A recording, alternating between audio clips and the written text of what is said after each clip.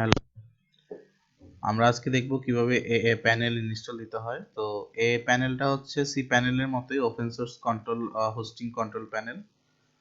এটা অলমোস্ট এতগুলা ইনস্টল হয়ে গেছে, যেটা তাদের ওয়েবসাইট থেকে আমরা দেখতে পাচ্ছি। তো এটা কেন ইউজ করব? এটাতে হচ্ছে কুইক ডেভেলপমেন্ট হিসাবে তারা অ্যাপাচি, নজিনক্স, ওপেনলাইটস্পিড এগুলা সুবিধা পাওয়া যায়। আমরা যারা ল্যাম্প ইউজ করি, মানে হচ্ছে রতে যারা সাইট হোস্ট করি, তাদের জন্য এটা সুবিধা হয় আর কি। অন্যদিকে হচ্ছে cPanel-এর যে সমস্যা, সেটা থেকে বাঁচার জন্য মানে cPanel-এর খরচ থেকে বাঁচার জন্য এটা ইউজ করা যেতে পারে। তো আমরা আজকে যেটা করব সেটা হচ্ছে আমরা CentOS 7 ইনস্টল দেব এটা। আর হচ্ছে গিয়ে এটা ইনস্টল দেওয়ার জন্য আমরা বিপিএস দিন থেকে একটা বিপিএস বাই করছি। এই বিপিএস আমরা এটা ইনস্টল দেব। তো এট ফার্স্ট আপনাকে বিপিএসটা হচ্ছে কি আমরা বিপিএস দিন থেকে কি এনেছি, বিপিএসটা এখানে। আর হচ্ছে গিয়ে এটা ইনস্টল দেওয়ার জন্য আমরা প্রথমে হচ্ছে গিয়ে রুটে লগইন করব বিপিএস এর।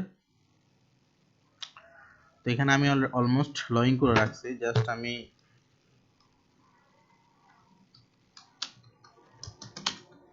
রিপোজিটরিগুলোকে একটু আপডেট করে নেব ইনস্টল দেওয়ার আগে। এরপরে হচ্ছে গিয়ে এই প্যানেল ইনস্টল দেওয়ার জন্য তাদের যে কমান্ডটা আছে সেটা ইনস্টল পেস্ট করব।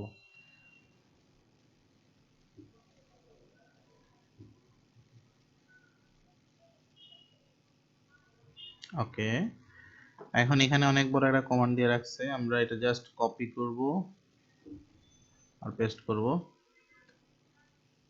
দেন বলতেছে do you want to install aaPanel www ডিরেক্টরিতে, ইয়েস। ওকে, এখন এখানে আমাদের থেকে কিছু ইনফরমেশন চাইবে, যেটা আমাদেরকে ধাপে ধাপে প্রেস করতে হবে।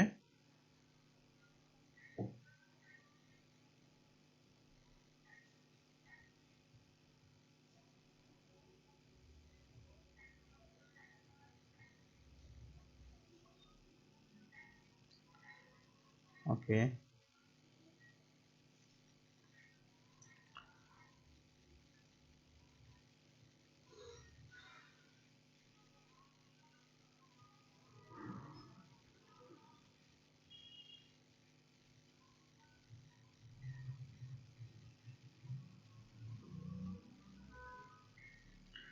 পাইথন এনভায়রনমেন্ট ইনস্টল হচ্ছে।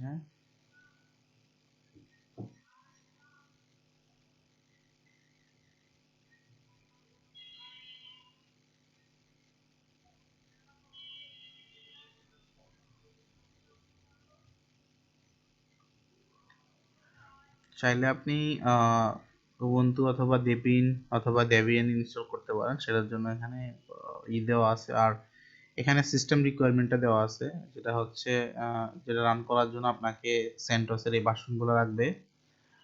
আর এখানে বলা আছে যে মেক শিওর এটা যে ক্লিন ওএস থাকতে হবে। তো আমার বিপিএসটা একদম ক্লিন ছিল, রিইনস্টল করে আমি এটা ইনস্টল দিচ্ছি। আর হচ্ছে গিয়ে এটা রিকোয়ারমেন্ট র্যাম হিসেবে 512 MB লাগবে মিনিমাম, বাট তারা হচ্ছে গিয়ে মানে রিকমেন্ড করতেছে যে 776 MB। হ্যাঁ, এর মধ্যে হচ্ছে 60 MB হচ্ছে সিস্টেম মেমোরি ইউজ করবে। আর এখানে আমাদের এই প্যানেল অলমোস্ট ইনস্টল ডান। তো এখন আমরা এটা হচ্ছে কি লগ ইন করবো। হ্যাঁ, তো এটা লগ ইন করার জন্য আমাদেরকে দুটো অপশন দিয়েছে, প্লাস হচ্ছে কি সেশন আকারও দিয়েছে। ইভেন এখানে অনেকগুলো পোর্টও দিয়েছে, যে এটা আমাদেরকে করে দিতে হবে, অ্যালাউ করে দিতে হবে আমাদের ফায়ারওয়ালে। তো আমরা আগে ফার্স্ট এটা দিয়ে লগ ইন করে দেখি, যদি না হয় দেন আমরা ফায়ারওয়ালে অ্যালাউ করে দেবো।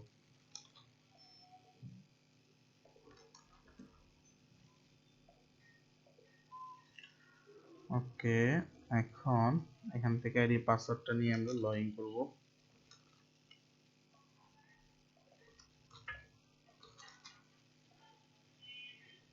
ওকে, লগ ইন হয়ে গেছে। এই ছিল আমাদের এই প্যানেলের কিভাবে ইনস্টল করতে হবে এটার একটা ধারণা। আর এখানে আরেকটা জিনিস বলে রাখছে যে চাইলে আপনি এখান থেকে এই জিনিসগুলো ইনস্টল দিয়ে রাখতে পারবেন, যেটা ল্যাম্পে রিকোয়ারমেন্ট হিসাবে দিচ্ছে। হ্যাঁ, চাইলে আমরা এই যে ইঞ্জিনেক্স, হ্যাঁ, মাইস্কুয়েল, তো মাইস্কুয়েল আমি হচ্ছে গিয়ে 10 ভার্সনটা ইউজ করব, MariaDB 10.3। ফিওর এফটিপি এটা ইউজ করব, ইঞ্জিনেক্স এর ভার্সন 1.19 যেটা আপডেট, 1.19টা ইউজ করব। পিএসপি, হ্যাঁ 7.5, আচ্ছা 7.4টা মাইস্কুয়েল এর, PHP migrating 4, DNS 3, mail server okay, one click install দিয়ে দিলাম।